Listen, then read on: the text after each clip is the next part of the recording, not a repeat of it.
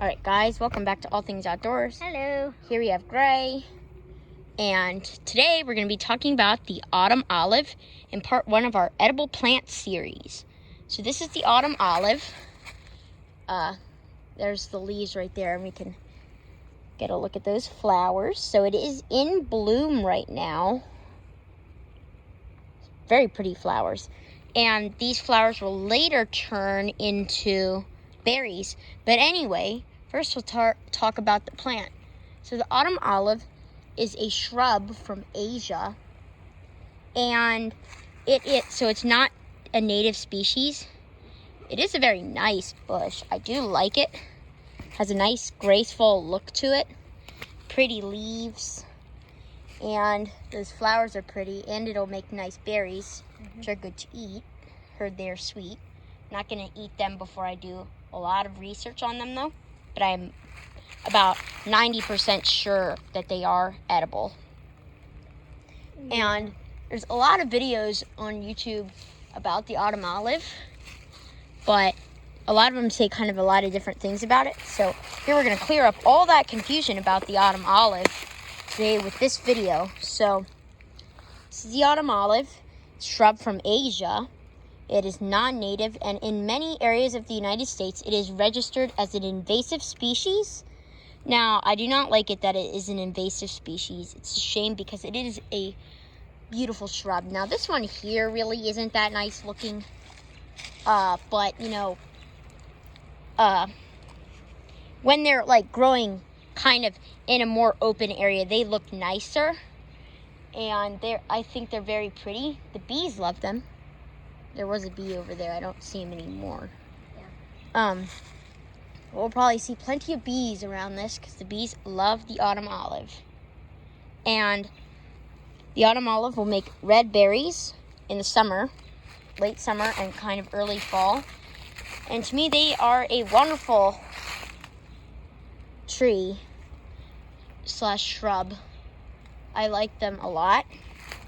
So this is what the bark of it looks like on a older plant. So it's kind of this grayish white color, like that. And then there are these younger branches here. It's not really wanting to focus. There it goes. So it's like a tan color with speckles. Try and get a shot of that in the lights. There's more light. Right here. So here's a good one. You can see kind of a nice tan color bark and speckles. I think it looks very nice. And this is what the leaves look like. So a lot of these leaves, if you look closely at the leaf, it's not wanting to focus. I don't know. Oh, there you can see it on that leaf. So as you can see, they got those like little scale thingies. They're more pronounced on the underside of the leaf. And the berries also have silver speckling on them, which is why these autumn olives are also called silver berries. Now, unfortunately, the autumn olive is invasive due to its nature to tend to spread very quickly. It does not mind the shade, and it will grow in the shade, and it will also, and each bush can make over 300 seeds. So it can spread very quickly in areas where the conditions are good for it to grow. It is beautiful though. And the autumn olive, although it is invasive, it is edible. You can eat the autumn olive. According to a lot of people, the berries have a sweet taste. I'm not going to eat them without doing a lot more research because I don't want to die from eating poisonous berries that are supposedly good tasting. They can have thorns, as you can see. This one has thorns on it. Not all of the branches here have thorns. Like that one has thorns. But like these branches over here don't have thorns. So it's not too thorny of a plant. There's the occasional thorn, but I wouldn't say that thorns are a big concern with this. It's mainly its fast growing tendency to grow very quickly, and the fact that it makes a lot of seeds. Now, in the 1800s, they imported the autumn olive from Asia because it was promoted as a plant that has edible berries and that'll attract wildlife and bees and birds and all sorts of other stuff. And it's good for erosion control. And that turned out to be a huge mistake, because now, in a lot of places, it has overrun the natural ecosystem out here. And not just in this forest here, but in many other forests. Where I went camping this weekend in Tuckahoe State Park, the whole forest was full of them. It was like a whole understory of the forest was basically a dense thicket of autumn olives. And although the flowers did look nice and attracted a lot of bees, it's not really good for the native species because of the fact that it does not mind the shade, and it creates a lot of shade when it grows in these dense thickets. So it will shade out any plants growing below it, and that can make it so that plants can't grow. Native species cannot grow underneath it, and as it grows bigger, it will shade out more and more plants as it outcompetes the native species in forest. Despite all of that, I still think it is a very wonderful bush. If you do decide to plant it, I will say, just be sure to make sure that you aren't dumping like prune branches and berries into the woods, as they will sprout new bushes.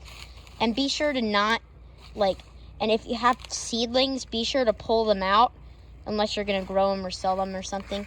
Be sure to pull them out and make sure that they aren't spreading around in the woods.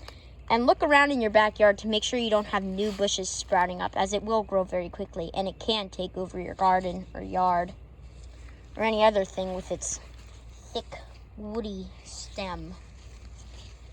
I do like that it has a graceful posture to me, especially this shoot here on this one. Very nice structure to it, very tall and columnar. It's like a column. And those flowers are pretty too.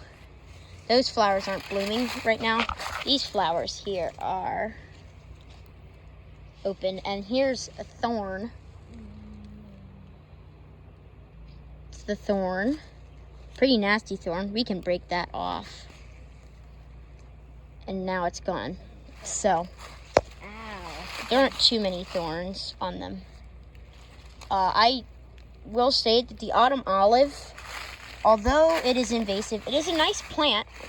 If you plant it, just be sure to make sure that it's not growing out of control. Don't let it spread everywhere and take over the natural forests.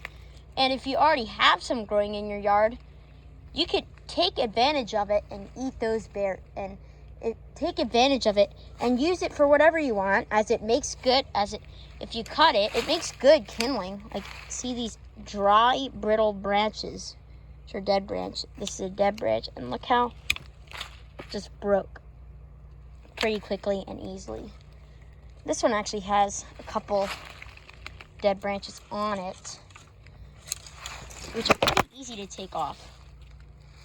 As you can see, very thin and quite brittle. And the autumn olive does grow in many parts of the East Coast now as an invasive species. Now, most of the parts of this forest don't have any. It's just this area does have some of it. It's the only area that I know of that actually has it, as you can see. But there is a lot of it here. As you can see, it actually started a thicket. Basically, the whole area at Tuckahoe State Park was a dense thicket like this, with bigger trees above it. It's pretty hard to get through. As you can see, very dense growth in this shrub. It does attract lots of birds and bees, and I think it may attract hummingbirds, but I'm not sure. And other animals will and other birds will shelter inside its shrub, inside the shrub. They will shelter inside the shrub and build nests and stuff, and they will use the shrub to their advantage, even though it is invasive. So it does have a lot of good properties, but it also has a lot of bad properties. So I'm not recommending that you plant it, but I'm also not going to stop you from planting it. Just make sure you take care of it, and making sure that be sure to take lots of care to make sure it's not spreading anywhere. And if you make sure that it's not spreading all over the place and doing all the steps that I mentioned before, then I highly recommend it for the berries and the positive benefits that I already mentioned. Just be sure to keep control of those negative drawbacks to this plant. And that's about it for the autumn olive. And we will see you guys on the next adventure.